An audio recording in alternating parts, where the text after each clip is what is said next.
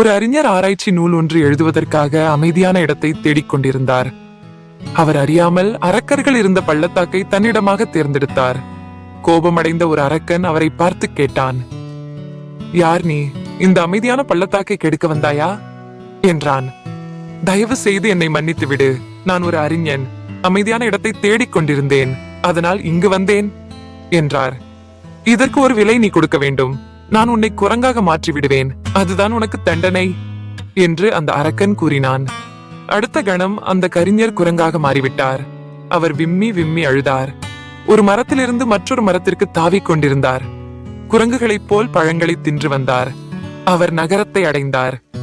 அங்கு ஒரு கப்பல் பாக்தாத் பட்டணத்திற்கு புறப்பட இருந்தது. அவர் அதில் தாவி ஏறினார். அதிலிருந்த பயணிகள் கூச்சலிட ஆரம்பித்தனர்.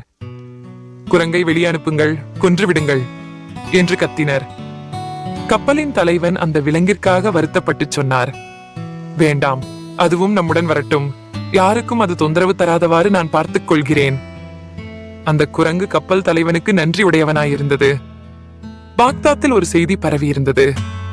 அரசருக்கு ஆலோசனை கூறுபவர் இறந்து விட்டதாகவும் அரசர் அந்த இடத்திற்கு தகுந்த ஆளை தேர்ந்தெடுக்க விரும்புவதாகவும் அறிவித்திருந்தார். இப்பதவியை விரும்புவோர் ஏதேனும் ஒரு செய்தியை தகுந்த முறையில் எழுதி அனுப்பலாம். அவற்றுள் எது மிகவும் நன்றாக உள்ளதோ அதை எழுதியவர் ஆலோசகராக தேர்ந்தெடுக்கப்படுவார் என்றும் அறிவிக்கப்பட்டது. அந்த குரங்கு அறிஞரும் செய்தியை எழுதினார். அரசருடைய சேவகர்களும் மற்றவர்களும் நகைத்தனர். இங்கே வேடிக்கையை பார், இந்த குரங்கு அரசருக்கு ஆலோசகராக போகிறதாம் என்று கேலி செய்தனர். ஆனால் எல்லா செய்திகளும் அரசரிடம் எடுத்துச் செல்லப்பட்டன. அரசர் எல்லாவற்றையும் படித்தார். அந்த குரங்கின் செய்தி மிகவும் நன்றாக இருந்தது. அந்த குரங்கை நேர்முக தேர்விற்காக அரசர் வரச் சொன்னார். அக்குரங்கு நல்ல கம்பீரமாக உடையணிந்து குதிரை மேல் ஏறி பாக்தாத் தெருக்களில் ஊர்வலமாக வந்து அரசரை சந்தித்தது. அரசவையில் அதனிடம் நிறைய கேள்விகள் கேட்கப்பட்டன. அது எல்லா கேள்விகளுக்கும் அறிவுபூர்வமான சரியான விடைகளை கூறியது. அரசருக்கு அதை மிகவும் பிடித்துவிட்டது. ஆனால் மந்திரிகள் தடுத்தனர். எப்போதும் அதனால் பேச முடியாது. எப்படி ஒரு குரங்கு தலைமை ஆலோசகராக முடியும் என்றனர். அரசர் தீர்மானமாக இருந்ததால் அவர் குரங்கையே தலைமை ஆலோசகராக நியமித்தார்.